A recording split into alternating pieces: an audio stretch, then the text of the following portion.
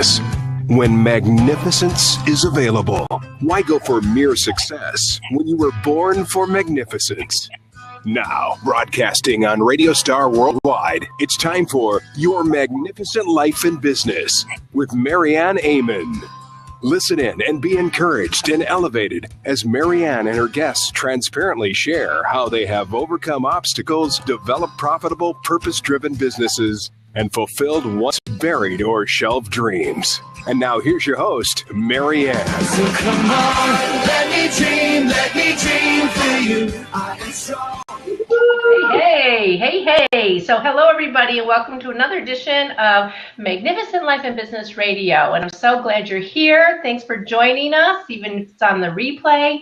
So I love to have people on my show that have got powerful stories, who are doing great things, who are fulfilling their dreams, and have had to overcome a great deal of obstacles to get to where they are. And that is you, Melodee Meyer. And if you notice that in the tag it says who transparently share, so we're going to have you transparently share, bear it all, right? Hey, I don't know if I signed up for that.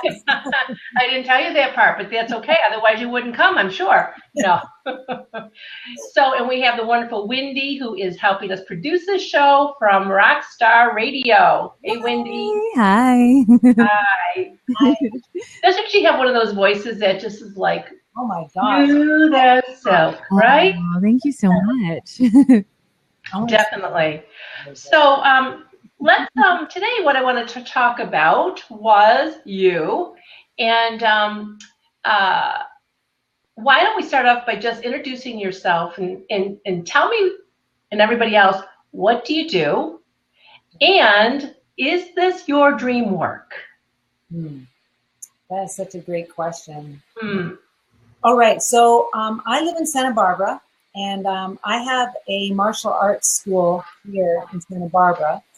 And we teach martial arts, we teach fitness kickboxing, and we teach nutrition, and really we're all about personal transformation. And how I like to say it really is martial arts is like a metaphor and a vehicle of which to work on yourself on a deeper level. Some people, sure, they come because they want to learn martial arts, but a lot of people, they might start with that. But then a lot of people, what they do is they find out that it's more about inner work, and it's about what's happening on the inside, and they get more from that. And transformation happens on a really deep level, and it's super fulfilling. So, now, before you go any further, though, I just want to tell the audience that I have witnessed this myself, and I have seen people that, I mean, they're like serious, and I mean, you have got an awesome studio. You've got people just coming and going in there, and when they get in there, they really work. I haven't ever seen as many people in one place, in one class, who seem like nobody's slacking. So whatever level they're at, you can tell that they're giving it their best right now. And watching you lead, and I'm like, holy crap. It was awesome. I loved watching it. So sorry to interrupt, but I just wanted to say that. It was really great. Oh, I was so glad you were able to come and see our school and to see what it is that I do when I'm not here on social media. Because what I'm doing online is I'm really trying to reach a bigger audience than just those that are local, and take these same principles and apply them on the same level, that deep transformation level with people, but that they don't have to see me in person or be in classes to be able to experience that. And of course, then just using martial arts as a metaphor. So I'm not teaching martial arts online per se, but I am teaching those principles and using coaching as a vehicle to help people really become the best version of themselves in whatever it is that they choose to do with their life. That's awesome.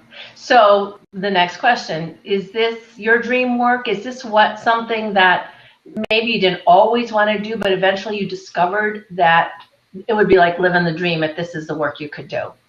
That's right. So Yeah, I would never have imagined ever doing this ever. It was a happy accident, really, after 20 years of studying. But I will always be about empowerment and transformation, regardless of what I'm doing daily with my hands. That's what I'm about. That's my purpose. That's what I'm here for.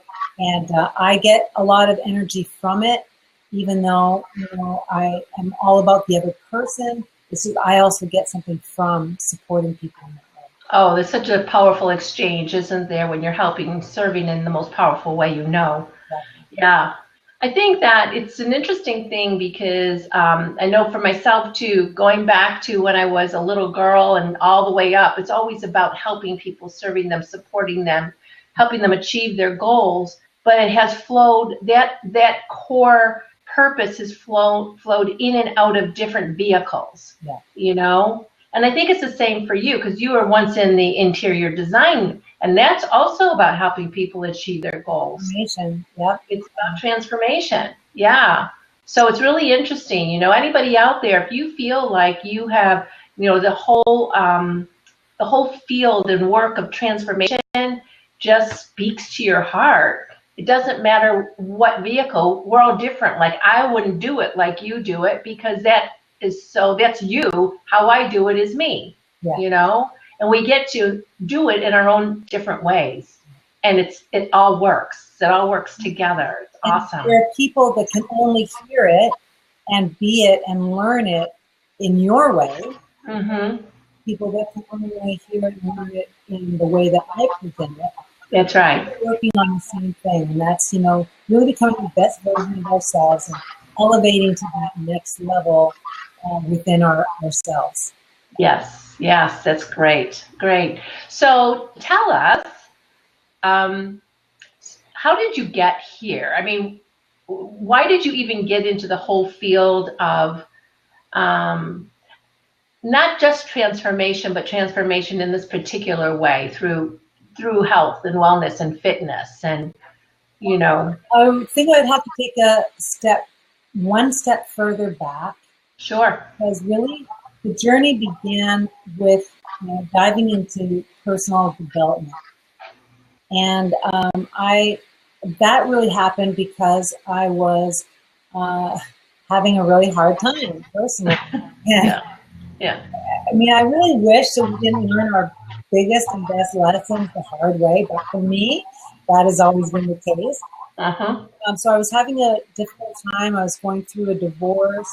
I was my life was just not manifesting in the way that I had hoped and dreamed and had a goal, and I didn't really have my bearings very well. And so I found some ways to, I found seminars and things that I started going to, and then I really started a very intense personal journey and a spiritual journey. Right. That took me on a road of really learning more about myself. And the reason why I wanted to go back that further step, because this next step, the one where I discovered martial arts and that kind of thing, really came because of that journey already. Okay, so can I just probe a little deeper? Is there anything that you could share more specifically about why you were in that place? Well, you don't have to, but no, I don't mind at all. So I had been in a very abusive relationship. I had married someone, we didn't know it at the time, but he was bipolar and had fits of rage and would put me in the hospital and threaten my life and the life of my children. And it was very scary.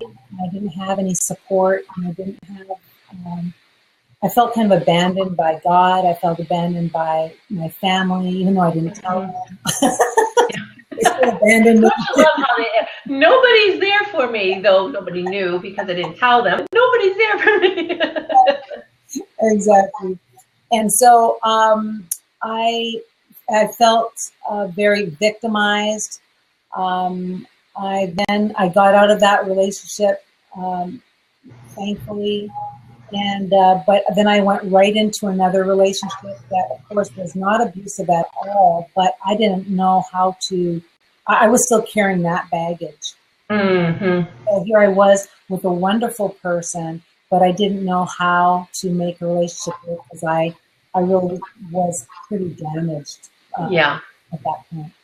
So it's really that journey of being a victim and not knowing how to get out of it, and then trying my best, do my best to get out of it, and then still not thriving the way that I had imagined my life would be.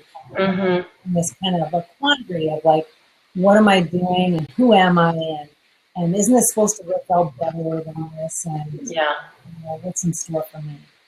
Yeah, I did connected all the dots, I thought. Yeah. Exactly. I'm doing my best, and it just didn't feel like it was good enough. Yeah, I think it's a very common state of mind for a lot of people, especially ones that have patterns and repeat patterns. It took a long time for me to understand, like, there's a common denominator here of all these failed relationships. What is that? Could it be? Me? Nah.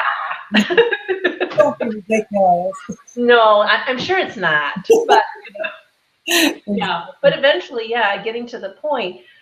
Unfortunately, a lot of times when you get to the point of realizing that you are the common denominator, there is a part of you that says, that must be something's wrong with me. Mm-hmm. So rather than go to another place, like I've got a pattern that maybe is not healthy. I've got a pattern, a set of beliefs that is not serving me. A lot of times instead, what we go to is, there's something wrong with me.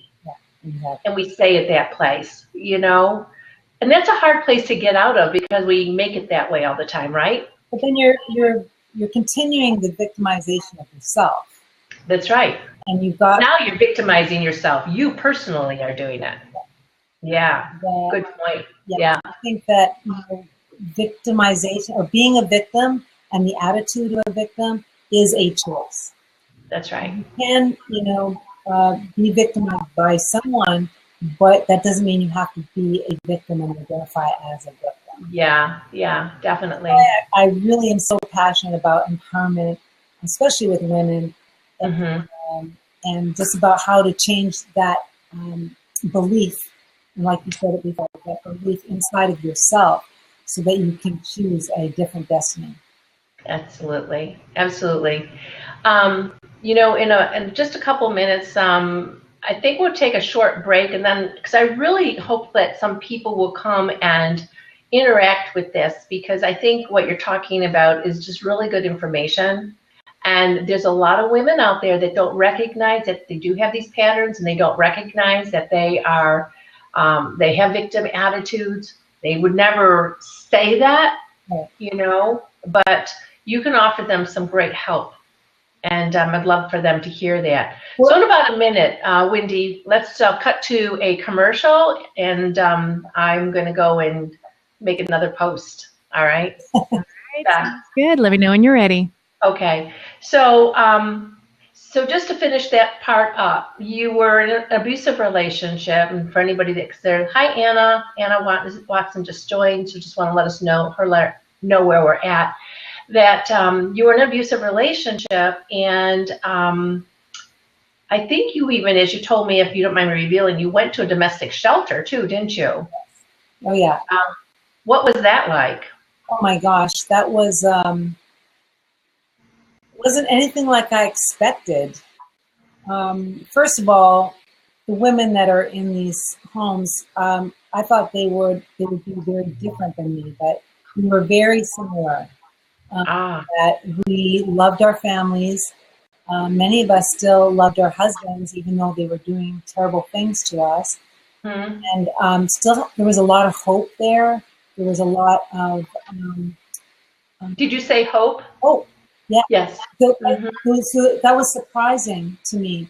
But I think, the thing that was also very shocking was to see when women would go back into those situations, even with knowing their terrible stories, and yet I was one of them as well, where you hear these terrible stories. And in fact, when I arrived at the women's shelter, he was there at a funeral for one of the children who, a woman who went back to her husband, and her husband.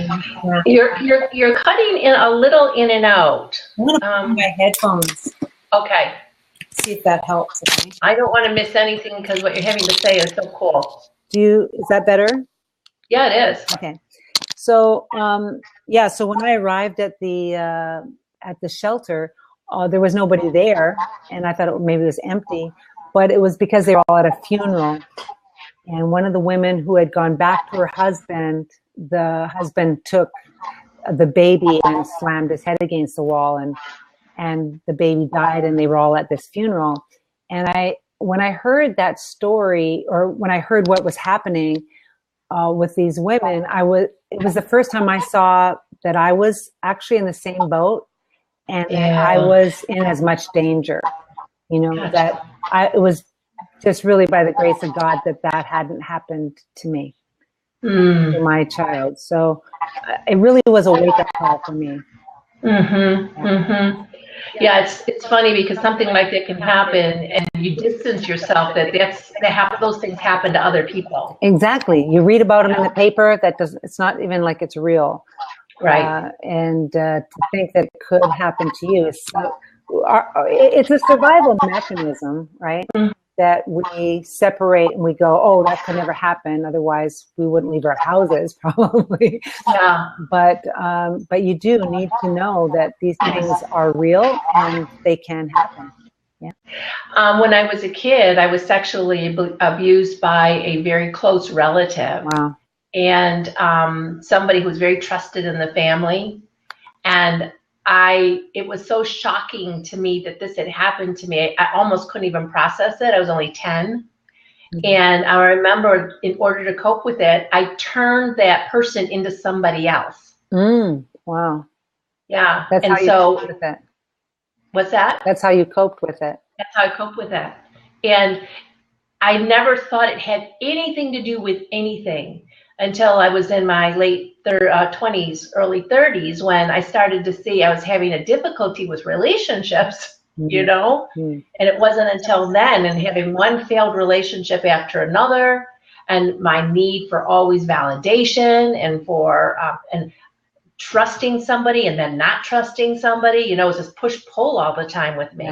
Yeah. And it wasn't until then that I was like, somebody think, do you think that might have something to do with anything? So I'm like, kind of shocking. Yeah. Like, what? How could it? Yeah. Yeah, exactly. How could it? That's just like, that was then, this is now, Yeah.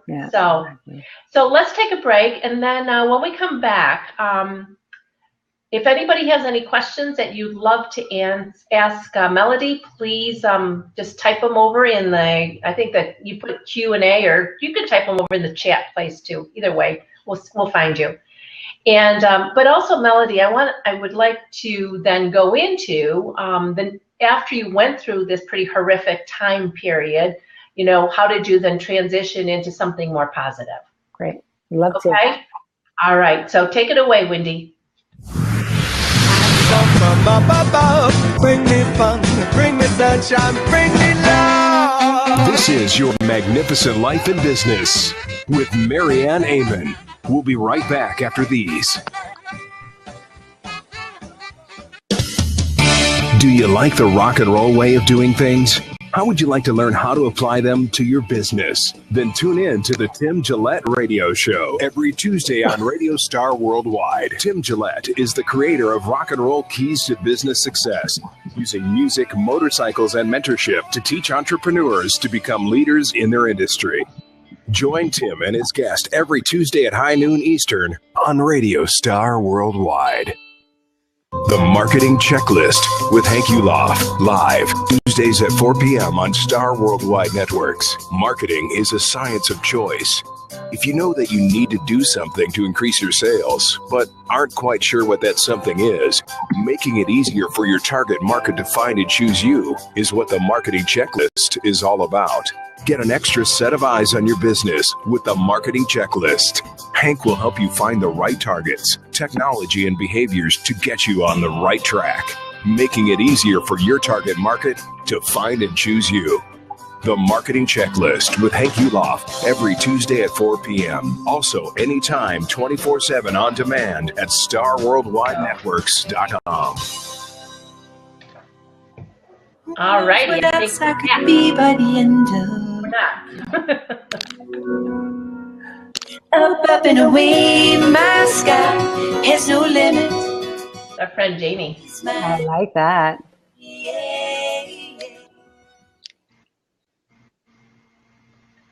So are we ready to go here, Wendy? We're good to go. Okay, good. Thank you. Thank you. All right, so let's continue. It's an awesome story. So you have you've been to the shelter, the women's shelter. You've just come back. You've seen everybody's gone for a funeral because the baby had died in one of the women's family, and it's affecting you like it did. What next? Where did you go after that? What happened? Well, that really gave me the courage to start getting the support and the help that I needed, because I could finally admit that I needed help, and that I couldn't do this all by myself. Yeah. And so I got that support, and I started taking the steps, and eventually was able to leave that relationship and the toxicity around that, and start another life. And it sounds so easy when we talk about it now. It was so easy, yeah. I think to myself, because you don't know what you're going to, and you don't know what you can become. Right. All you see is where you've been, and you feel all this sense of shame and condemnation, and you got to trail all that with you. That all trails with you. Yeah. That's not an easy load, So yeah. And really, that's a big part of my messaging now with people, especially women, is like, you don't have to carry that. You do not have to carry that for the rest of your life, and that these things happen, and you can heal. You can be healed. And you literally, it can be part of a story if you want to use it. Like maybe that's why it does sound a little bit easy now, because I have no anger or any negative feelings about those things that have happened, because I truly believe I wouldn't be as effective as I am today in what it is that I love to do if that had not happened. And so, and it's only with time and so forth that these things, you can have that perspective, but, I wouldn't change any of it. So with that, it's like, you just got to look forward to, like, how does this apply now, and how can I use this for the positive instead of staying in the negative with it. Awesome.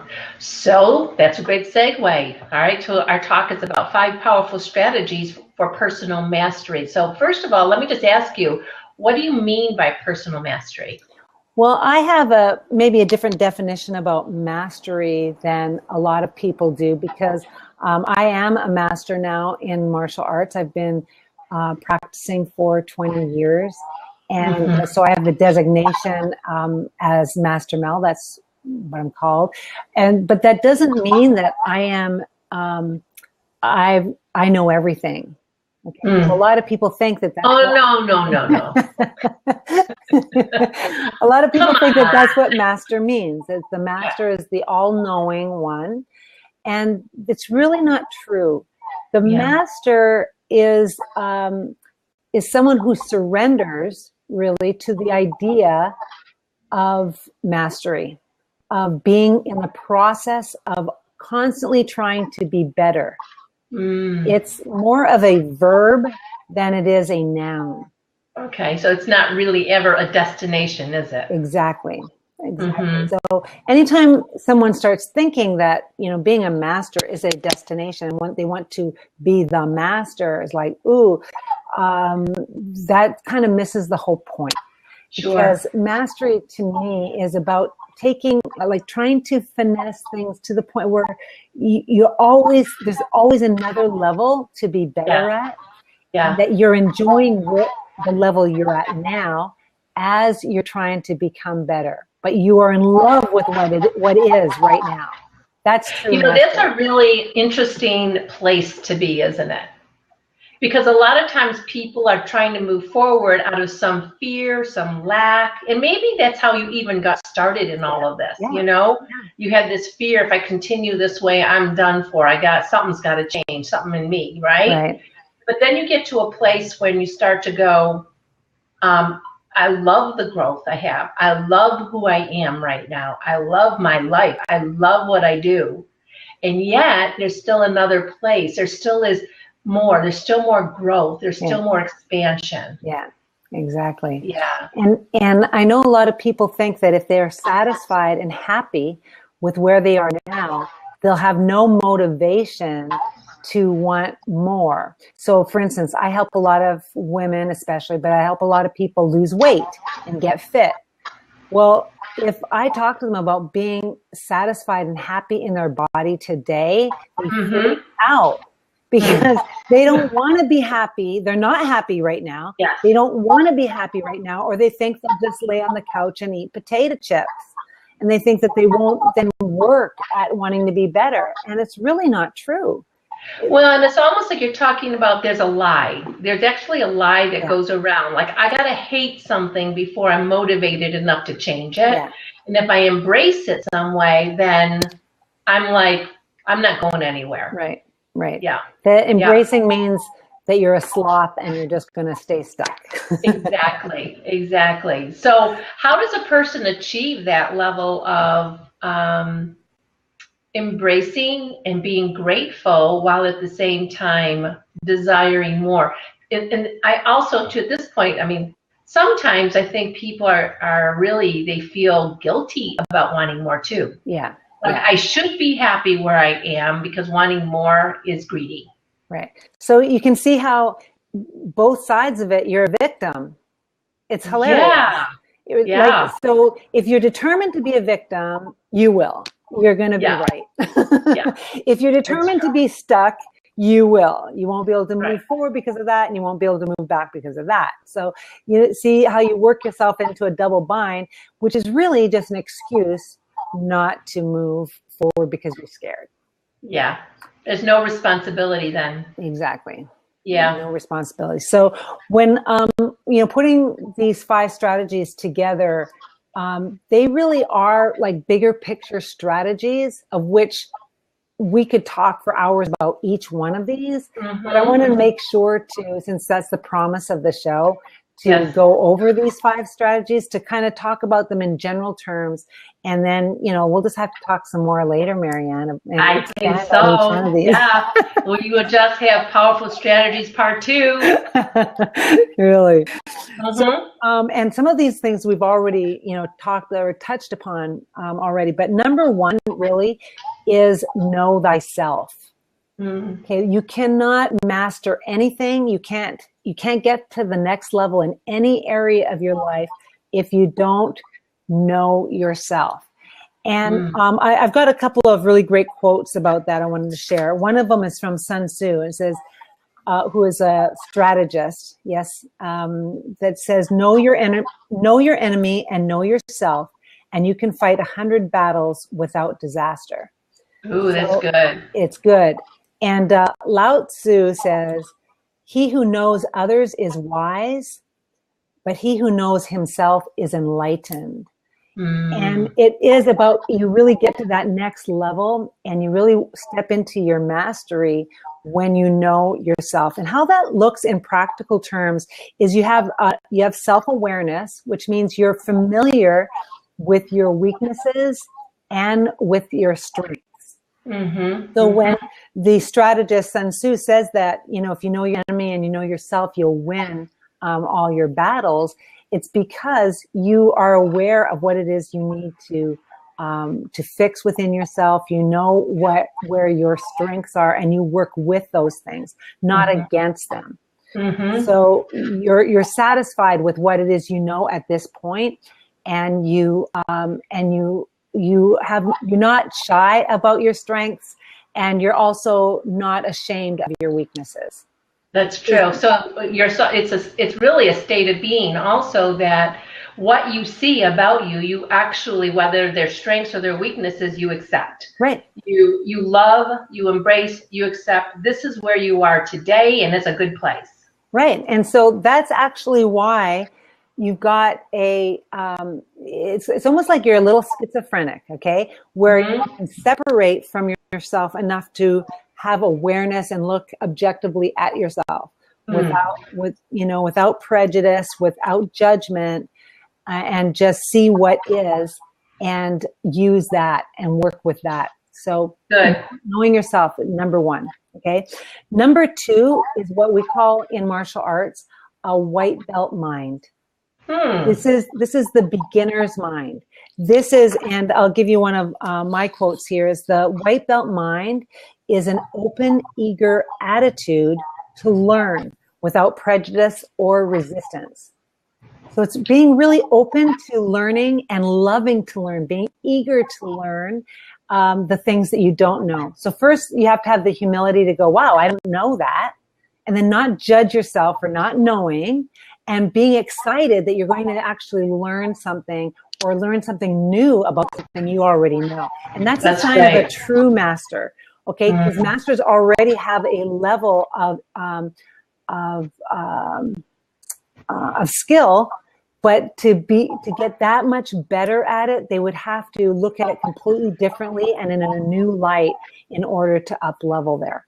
That's awesome. And I love too when you say without prejudice and resistance, because I think that so many people, because of their paradigms, they bring into, so everything new that they learn can be almost an indictment. Yeah. Like, oh my gosh, that's something I don't know. And then they're almost indicting themselves. Yeah. They're almost like coming against themselves, and it shuts you down. Right. It becomes overwhelming, because it is true. There is more that we don't know than we do know. Yeah. So this is an excellent point. Keep going. That's great. Okay, so that's number two.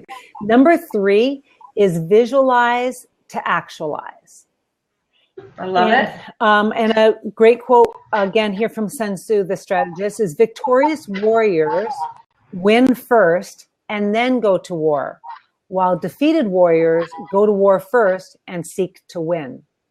And the war is really here, right? Of course. That's it's all right here in the mind. Yeah. For those of you listening on radio, it's in the mind. Right. Okay? Between the ears, right? And so this is, and so visualization can look a lot of different ways when you get down to the practical part of it. What does it mean to visualize? It really is about looking at and discovering what the end result is that you want to create. Really visualizing every detail about that. You can meditate on that. You can write it all out if you like. You can put up a vision board, whatever kind of tactical things that will help you be able to visualize what it is you're trying to create. Maybe you need to really just sit with the feelings that would be generated if that were to happen and when that happens. So you're actually creating the energy around it. And it's this visualization that will actually help you actualize what it is you want to master or get better in your life. I think that's a really key component too, isn't it? Is really tapping into the energy of that vision. Don't just get this picture, you're looking at it and you're like an automaton. You become separate from that. Yeah, exactly. Like this is some exercise I'm supposed to do, because a lot of people say to visualize, and there's a lot of people that say, okay, I've tried that, it doesn't work. Right. Well, and why do you think it doesn't work for some people? Well, because they're not actually visualizing themselves doing it. They're visualizing it someone else or something else happening. So it's separate from them. A true visualization, the most powerful one anyway, is you actually doing it. So I'm going to give you an example that we do in martial arts. Sure. Before someone tests for their black belt, what I like to do is to go through the black belt test with them in their mind. Right. So I'll actually call out every technique that they're going to be asked to do, and I have them visualize. They sit there with their eyes closed and visualize doing each movement, each thing that's being called out without actually moving their body. And how do they feel? How is it flowing? The speed, the everything. We do it at live speed. So it takes just as long to do this test in their mind as it does to do the actual test. And this is very, very powerful because when they're in the moment and the adrenaline's pumping and they're tired and they got all these people looking at them, they can go back inside, back to that place that's already done this, already been there, and who was already successful. Because of course, at the end of this visualization, I'm going to cry right now. I can't, I'm actually in it right now. That's so funny. But they actually visualize their black belt being tied on them and that they actually completed what it was that they set out to do. Well, that's powerful. Yeah. That's powerful. I mean, it's really amazing when other people inspire you, but it's even better when you can inspire yourself. Right. And when you have this tool and it's part of your arsenal, it's part of your toolbox that you can, jump into anytime you need this tool. It's really, that is personal mastery. Yeah, that's awesome. That's awesome. Can you speak also to to the person, like, what the steps all are. So when you're calling it out and you can visualize it, and just a short bunny trail. When I was taking my one of my exams, my first year of law school, it was for contracts. And I'll tell you, the visualization that I had was, I'm going to fail. Yeah. Because you can go the other route too. No, for sure. I'm going to fail, and I'm in the middle of the test, and I couldn't even concentrate. I blanked out completely. All I could see was my family and what they were saying to me when I came home, having dropped out or flunked out of law school, and what everybody was going to say, how my life was going to go. I mean, it was like bad. My whole existence just went down the toilet, And 45 minutes I was in that space, and you only had an hour and a half for the test, So you can go the opposite direction. Well, that's why I say dreams come true. Even your negative dreams come true. Yes. You got to be careful where you spend that focus. What would you recommend to a person who maybe they don't have such a clear cut where they want to go? There's a lot of people that are drifting, or they're walking through life, and they might be listening to this going, I don't really know what I want to do with my life. How do I move forward in what I don't even know? So I don't have a vision for it. How would you suggest they get one? Yeah, this is the biggest question. Okay, because I really do believe that everyone's doing the best that they can with what they know in that moment. So I believe people are moving forward the best that they can, the best that they know how, but they don't have a clear direction, like you say, and they don't know what that is, and they don't know what their purpose is. And so sometimes they just feel stuck because they don't know where. I've been in this position many times in my life, so I can identify with it a lot.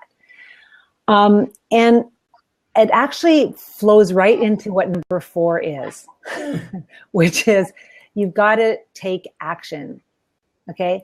It almost doesn't matter what the action is. No, not only what the action is, but if you don't know what the end vision is. I like to think of it this way. And this is what I tell my clients, is that if you don't know where it is you want to end up, it's okay. And if you've got a real blind spot to it, it could be because it's so big. Yeah. It's so important. It's so incredible that if you got a glimpse of it, you'd be so scared you wouldn't even start towards it. Okay. So sometimes we put too much pressure on ourselves that we have to know what that is. All you can do is move towards what you do know. Right.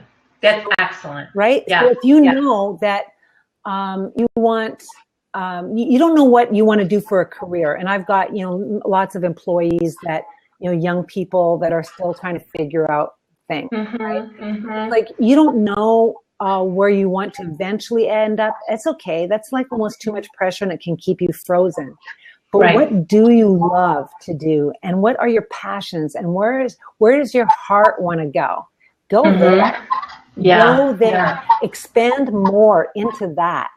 Take action. Just take some steps in that direction. And it's amazing how things will start to unfold naturally for you. If that is your prayer, if that is your intention, that you're going to move forward in heart and with courage towards what it is you feel led to do, even if you don't know where it ends up exactly. It's okay. Yeah, totally. I remember when before I got to where right now I'm so clear about who I am, what I want to do. But there was a time when I first started this whole journey that I was so clueless. I was just chasing my tail, doing a lot of activity, thinking I'm getting nowhere. But really it was through the activity that I started to go, I love that. I don't love that. I don't care for that, but I got to do that because that will take me here, and I really started to, almost have out of body experience. Yeah. Where you're looking at yourself from out here someplace and watching what you're doing and how you're feeling. And you almost get a little analytical about it. Yeah. But it gives you so many clues. Yeah. One other thing too, and maybe you do this with your clients as well, but I take people to their childhoods, a lot of, I just have this audition I'm just doing, right? I'm starting to do some auditions for acting and modeling and stuff. I mean, at my age, really, I love it. And that came from? It came from a memory that surfaced when I was a little kid, and I was do commercials in the mirror rather than clean the bathroom. I mean, things like that seem so silly, but they're clues. And while at this point, I don't see myself as my career is going to shift into being an actress or a model. Right. I do that because it's just something different and it's fun. You enjoy it. Yeah. So you're following your heart with that. That's so. Yeah. I want to give you another example of this with a person I knew, a young person who loved cooking, who loved baking, and decided she was going to go to culinary school. Okay. So she worked really hard at getting into one of the best culinary programs, and she did that. I think it was like a 2-year program. Okay, it was very expensive. It took a lot of time, energy, and she did it. And she graduated, and then she went and got a job in a kitchen, and went, "Oh no. No. These are not my people. This is not my lifestyle. This is not what I want to do. I don't like this energy. I don't like anything about this as a profession. I enjoy doing it in my personal life. I like doing it as a pastime." And to me, that was a really great example of you got to take action on what it is that you love now. Because I'll tell you something, if she had done that first, she got a job in a kitchen, even as an intern, chopping things, as a sous chef assistant, and just been a part of that culture, she would have known that before she went to school and spent all that time and money and everything. And it could be actually quite boring for somebody who just likes creating things and watching people's faces light up when you give them a tasty morsel or something, Right. Well, so why not, like, if she had taken action first on her dream, instead of having it all figured out and all, correct, like in theory, she would have gotten that feedback right away and make some course corrections so that she could be really where it is she wanted to be. Oh, great advice. Great advice. Yeah. And it's good because people think sometimes that they're going in circles. Yeah. But in actuality, there's clues there. Yeah. There's clues there. Okay, so what's next? Give me number 5. Well, this is the big one, and these are all can be taken as complete cliches, of course, but the last one is enjoy the journey. Ooh, I love that one. So a great quote from Matsuo Basho is, every day is a journey, and the journey itself is home. And Love that. Yeah, being happy with the journey. This is a huge one that I work with every day. You mean working at enjoying the journey?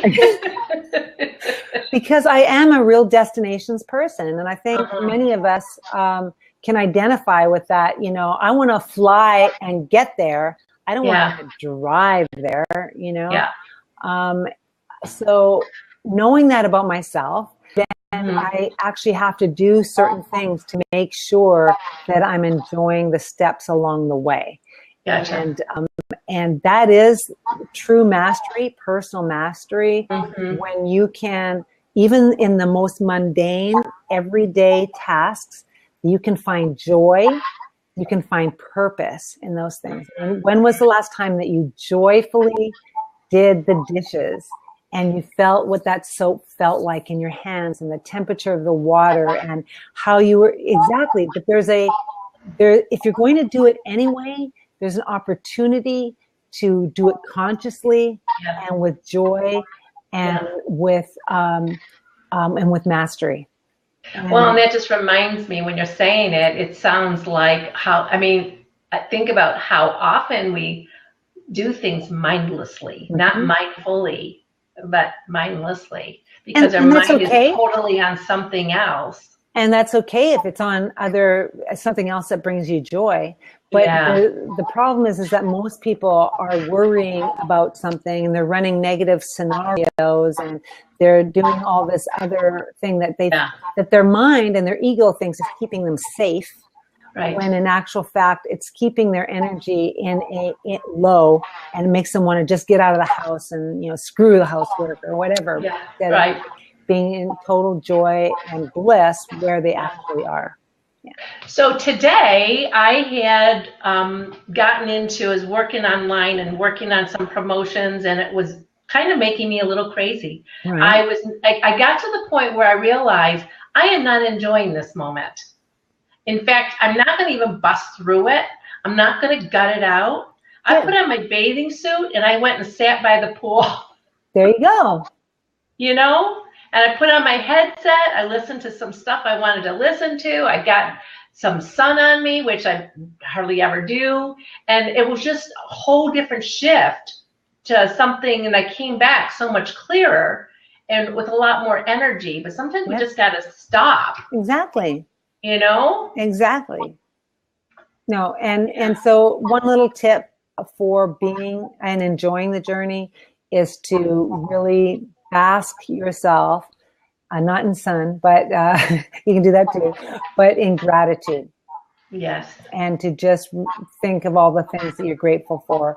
This is something I've been using now for falling asleep as well. You can count your sheep, or you can count all the ways that you're blessed and all the things that you're so grateful for. And there's be so many that it will put you to sleep.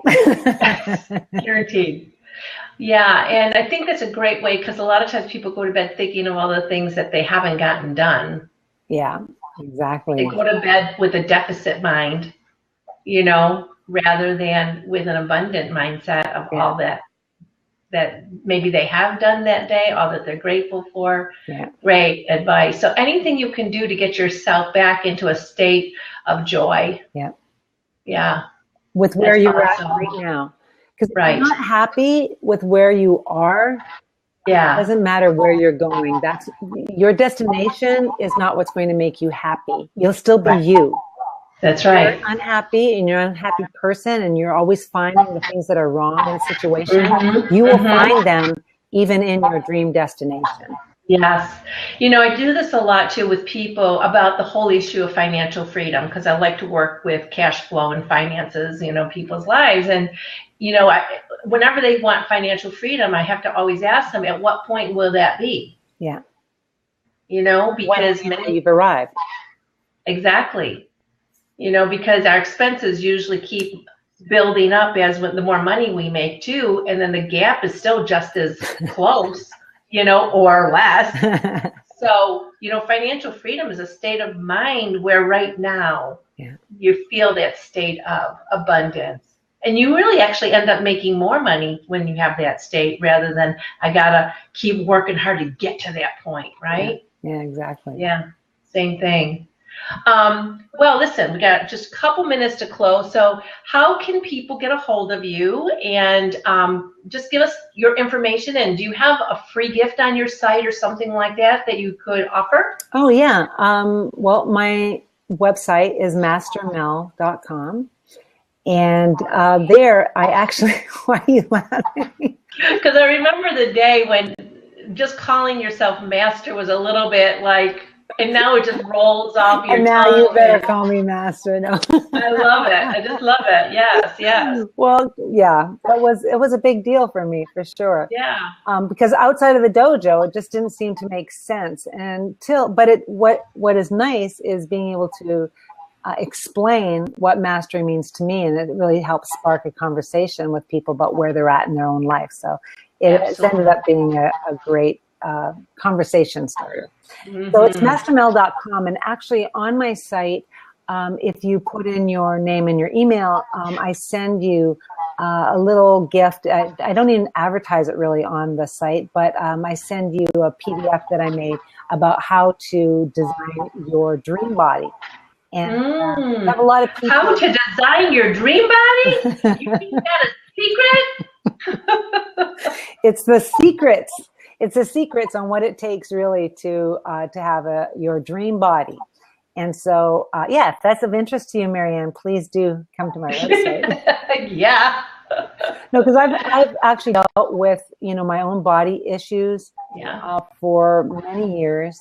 And that's what I help people with. I help them change their body, but I also help them learn to love the body that they've been given. Mm-hmm. So awesome. Well, we got a minute, so we're going to have to close. So I just want to thank everybody for joining us, and thank you, Master Mel, for all the great information and the conversation. This is Marianne Amen at marianneamen.com, or you can go to createyourmagnificentlife.com. And anybody has any questions for us, then get a hold of us. Go to our website, send us an email. We love to chat and help people out. So thank you, Melodee. I appreciate you coming. Marianne. Thanks for having me. We'll see you later. Thank you, Wendy. And goodbye to everybody. Bye-bye.